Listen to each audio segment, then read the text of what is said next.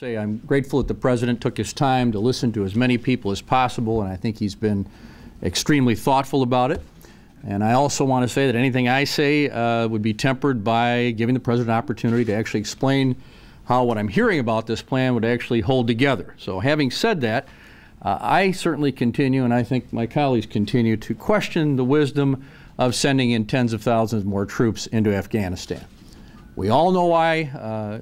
Many of us voted for the invasion in the first place in 2001. It had to do with removing al-Qaeda from Afghanistan and getting the top leadership.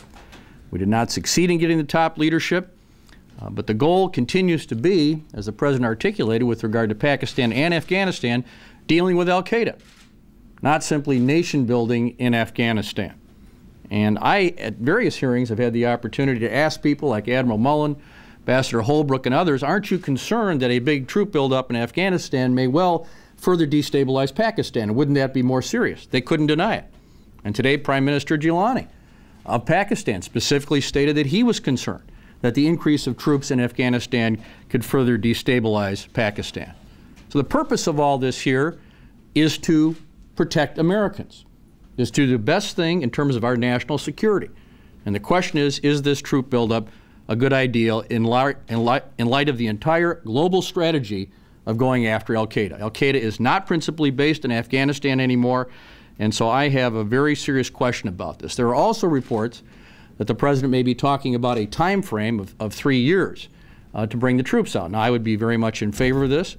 I had an article in the Wall Street Journal in August saying we ought to have a flexible timetable to bring the troops home, but I don't see how that dovetails with increasing our American troop presence in the next couple of years to over 100,000. So I'm terribly concerned about this. I'll give the President a chance to articulate his views, but I think the group of us here and many others will be taking action if in fact the decision has been made to greatly increase the troops in that area.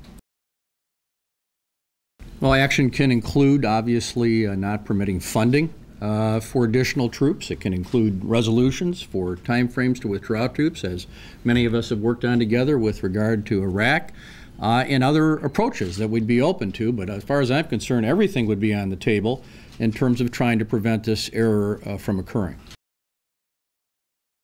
I can't say I have them right now. This is the first event I know of where a group of bipartisan group of members from both houses have raised questions about this possible policy. But I can tell you this, I was just in our Democratic conference lunch, and I spoke out on this. And I won't say who said what, but the number of people who joined me in expressing these very concerns was significant.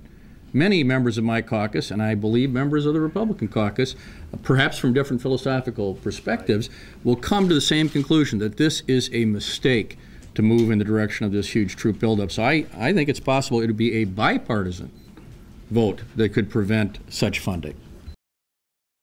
That the President has said he wants to send in these additional troops to finish the job.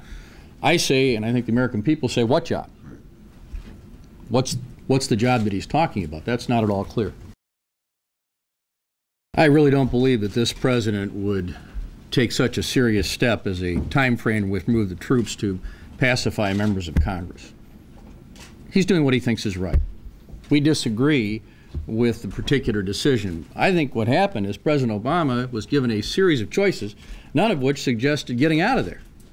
All of them were about escalation or the status quo, and finally, as I understand it, he said, that's not right. Let's take a look at some ideas that have to do with us actually not having an open-ended commitment. So I give him credit for that. What I don't understand is how that squares with the situation where we had only 30,000 troops there at the end of last year. We have 70,000 now. This will push us over 100,000. That doesn't even include the NATO troops. I don't see how those two fit together, but I am grateful, apparently, that there is some conversation about a timetable, which is precisely what I think would make sense in this context. Well, I'd like to see him propose a time frame to withdraw our troops in I hope, a shorter period than 3 years, and to acknowledge that it doesn't make sense for us in terms of our national security to keep pouring all these resources, that it's a great concept to try to nation build Afghanistan, but it probably wouldn't work, and in fact it cannot possibly be our #1 international or domestic priority given the pressures we're facing.